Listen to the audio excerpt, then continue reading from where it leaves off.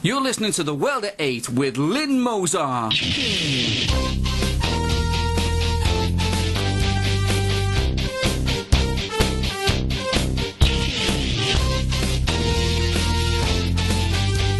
World at 8, the number one in nationalist news. Highlights of the news today, Friday the 29th of June. British student violated in Egypt. Techie in India responsible for the meltdown at NatWest. Euro news with Nick Griffin from the belly of the beast. Tensions rise between Japan and South Korea. Syrian government forces amass on Turkish border. Thought for the day, does Islam want integration or domination? Finally, lost in space. UK news. A 21-year-old British student was sexually assaulted by Muslim men in Egypt's capital Cairo. Natasha Smith, 21, who was doing a master's in journalism at Falmouth College, Cornwall, was in Tahrir Square in Cairo doing a report on women's rights for her university assignment. The mob was celebrating the presidential election win of the Muslim Brotherhood when Natasha Smith lost her friends in the crowd. A horde of Muslim men stripped her naked and the physical and sexual assaults on the student began. It was only when she found a fellow university student and hid inside a medical tent that her ordeal stopped. She escaped dressed in a burqa, holding another Egyptian's hand so that the mob outside would think they were married. The attack took place on Natasha during a rally against sexual abuse in the capital. The system meltdown at NatWest was apparently caused by a junior technician in India, it has been reported. The bank's British computer system is overseen in India, where the techie deleted vast swathes of information whilst performing a routine upgrade. NatWest is the consumer banking arm of the Royal Bank of Scotland, and despite many appearances from their chief executive, Stephen Hester, there has been no public explanation of this disaster. The real scandal is that our previously much admired British banks have summarily axed thousands of jobs in the UK and outsourced them in the name of efficiency and diversity to Bangalore and other parts of the Indian subcontinent. All our banks are still reducing in the UK and still outsourcing. Alex Brummer, the Daily Mail City reporter, has commented, "Major firms in strategically important areas must stop going for the cheapest options overseas and, where possible, bring jobs home to restore the nation's prosperity at a time of unprecedented hardship." This World at 8 presenter agrees totally, the clue being in restoring our nation's prosperity. Euro news. Now I give you Nick Griffin, MEP, from the belly of the beast. Well, the belly of the Brussels beast was crawling with police this week. For some reason, the summit to end all Euro crises, or more accurately, the 17th summit to end all Euro crises, seemed to have needed much more security than previous ones. Perhaps it was the presence of the warmongering leftist liberal Hillary Clinton, or it could be because the intelligence services here have realised that it's now only a matter of time before angry Greeks, Spaniards and Italians start expressing their disgust at the theft of their sovereignty and being sacrificed to the banks by blowing things up. I'm not exaggerating. That's where things are headed, though there are two different routes. The first is that this summit, and the 20th, and the 21st, and so on, will fail to reach an agreement, in which case the domino collapse of bankrupt national governments and zombie banks will plunge the whole of Europe into a society-shattering slump for which the EU, pretty fairly, will get the blame. Enter Mario, stage left with a bomb. The second is that whereby the Germans bail everyone out and the European Central Bank turns on the printing presses in exchange for a lurch to economic and fiscal union that will start by extinguishing the last vestiges of national sovereignty and then move swiftly on to impose brutal and thoroughly counterproductive austerity on the whole of southern Europe. Enter Stavros, stage right, with a bomb. Maybe I'm missing something, but I just cannot see a comfortable, peaceful way the Europhiles can get out of the fine mess they got themselves into. That's the trouble with utopian projects. Sooner or later they come up against cold, hard reality, and things get broken. The remarkable and most dangerous thing of all about the times in which you and I live is that the people running the show have been trying to impose several different utopias on us at the same time. So we've got the federal European utopia wrecking our finances, the one world government through climate change, carbon hysteria utopia wrecking our real economy, and the multicult utopia wrecking our social cohesion, all at the same time. Often, of course, the same fools, knaves and criminals are involved in more than one of these looming man-made disasters. A classic example of this emerged this week. An agreement was signed between Turkey and the EU just yesterday. Under this behind-the-scenes deal, Turkey agreed to make an effort to get a grip on illegal immigration through its porous southern and eastern borders by 2014 or 2015, and the EU in turn agreed to work towards implementing what is commonly called visa reform by the same date. Let me translate that from Eurospeak to honest English. The plan is to abolish the need for visas and allow 80 million Turks unrestricted access into Europe within about 30 months. On top of that, now that France is run by Islamophile socialists, negotiations for Turkey's full entry into the European Union itself will begin again in earnest in January next year. The one thing holding it back at present is that Cyprus holds the EU chairmanship for the next 6 months. But as soon as Ireland takes bargain's turn, the drive to allow one of the biggest Muslim states in the world into the heart of Christendom will step up a gear. This is the sort of whistleblowing that our voters had in mind when they sent the British National Party to Brussels, because you can bet your life that neither Labour, the Lib Dems nor the Tories, all of whom support Turkish entry into the EU, would tell us about this latest piece of nation-wrecking, job-stealing treachery. And because the Eurosceptic media have slashed their Brussels offices, the odds are that they'll have missed it as well. But now I put it firmly into the British public domain, watch the Daily Mail or Express or Telegraph, running it as an exclusive in a couple of weeks. This is an example of why it's important for us to build an effective alliance between the principal nationalists of Europe, because the fight to keep Turkey from entering the EU and Islamifying it in one foul swoop is an issue that has to cross every border. So I'm pleased to tell you that I'm off to Warsaw today to meet with Polish nationalists and to open an office of the Alliance of European National Movements in the capital there. The Polish movement has been badly divided in recent years, and my fellow Alliance MEP Jobbik Spelakovac has done some great work brokering deals to bring people together. As we saw in Blackpool the other week, we nationalists are always more effective when we sincere people work together. So I hope that my visit to Poland will help to further cement the unity of an effective party over there. Of course, I'll let you know how it goes.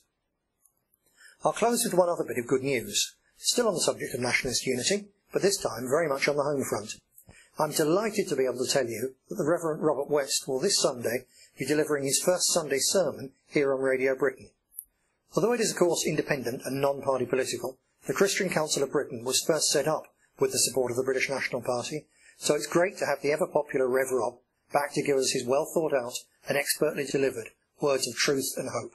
I hope you'll tune in to hear him this Sunday and regularly after that, and that you'll recommend this steadily expanding voice of ours to friends and family, because that way everyone can easily do something to do their bit to spread our influence. I'll leave you with a wonderful saying by Michelangelo, which I came across the other week. God gave a sister to memory, and her name is Hope. World news. There is tension between Japan and South Korea after they both put a hold on intelligence sharing pact less than an hour before it was formally signed Friday due to a political outcry in Seoul. This military pact is the first between South Korea and Japan since World War II and was seen as a breakthrough between two neighbours with a difficult history. The agreement caused an uproar in South Korea, which was ruled by Japan as a colony for several decades until the end of World War II in 1945. Japan's cabinet approved the pact Friday after South Korea's approval earlier in the week. But South Korea refused to sign, saying it would hold off the formal signing ceremony because of concerns amongst South Koreans. This pact would provide a framework for the sharing intelligence in such areas as missile defence, North Korea's nuclear programme and Chinese military operations. Turkey has warned the Syrians of a possible retaliation over the shooting down of one of its military aircraft last week. The border between Turkey and Syria is a hotspot at the moment, and a general in the rebel-free Syria army said on Friday that Syrian government forces had amassed around 170 tanks north of the city Aleppo near the Turkish border, but there was no independent confirmation of the report.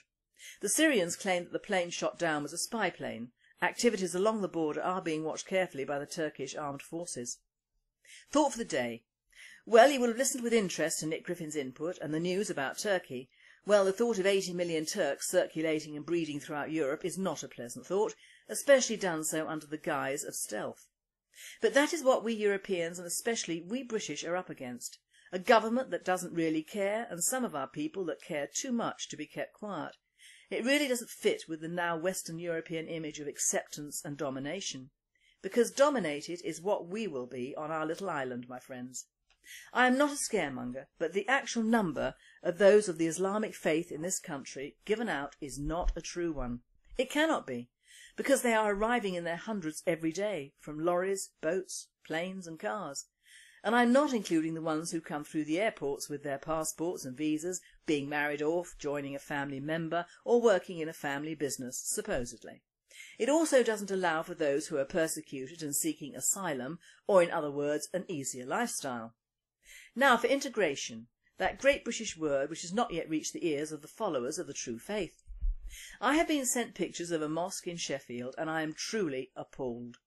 It is not only a blot on the landscape and can probably be seen from the moon, but it has two huge towers dominating the skyline, rather like two fingers to the UK actually, with a large dome in between. To say it is phallic will be doing it a justice. Our reporter was openly discouraged when he was taking his pictures, which is what they do in another culture's country. Now, if only 1.65 million of them are over here, and only 2.6% of our population is Muslim, as the official figures show, why has this monstrosity been built to accommodate such a supposedly small section of our society?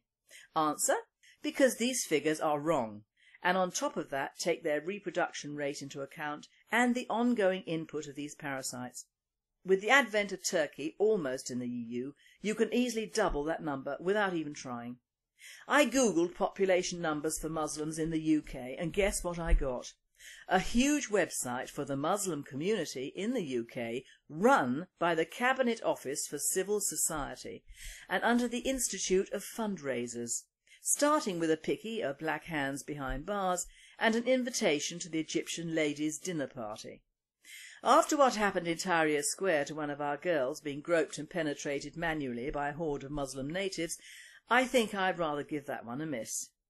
But if our own government is presenting this sort of crap on the web, what chance do we ordinary people have of living out our lives in our own culture? Muslims as a whole do not want to integrate. They do not know the meaning of that word, living in harmony and integration. They want to colonise, not integrate. They want to, unlike the Jews, convert the unbeliever or kill him, whichever is easier. And they also want to do it in a country that is virgin territory for them, hence the move into Europe and Britain. They know our successive governments are weak and cowardly and afraid to act for their own people, especially since the end of the last war, as they must be seen to be anti-nationalist and pro-diversity and enrichment. Thence this disgusting website and even more disgusting mosques being built on every spare bit of land in all our towns and cities. Why, oh why are we allowing them to be built? This isn't Jerusalem, Mecca, Medina, the Yemen or Saudi or even parts of Africa. This is England, Scotland, Ireland, part of, and Wales. Our small island is bordered by the Atlantic Sea, the English Channel and the North Sea. Hardly a stone's throw from Muslim lands, is it? But the odd thing is that when we nationalists protest at the latest encroachment on our land in the form of these huge mosques and Islamic centres, the worst ignorance is from that of our own people. They wander around, badly informed and at best not giving a damn. Some seem to feel that if they have mixed race relatives that this prevents them in some form from being a nationalist and wanting to redeem their own country. Others are products of state education or rather state misinformation and simply do not know what is happening under their noses. Others simply think the whole idea of another Muslim colony in their midst is allowable because they're all right on it. We even have the ghastly Olympics, made by diversity for enrichment in mind, should be the logo I feel, not the one of us in the UK going through hoops. We now have news of 2 Muslim converts who have been arrested on suspicion of plotting an attack on the London Olympic canoeing venue after police spotted them in a dinghy nearby. They were also previously firing off air rifles in Essex. Oh dear. Now I know that many Londoners will be leaving the capital during this farce, but do the police or army really think that if anything is done it will be done by 2 converts so openly? 9/11 had been planned for years, and if the papers are to be believed, the possible terrorists, that would be Muslims to you and I, are expected to deliver nothing short of a dirty bomb by aircraft during the Olympics, target the Olympic Stadium.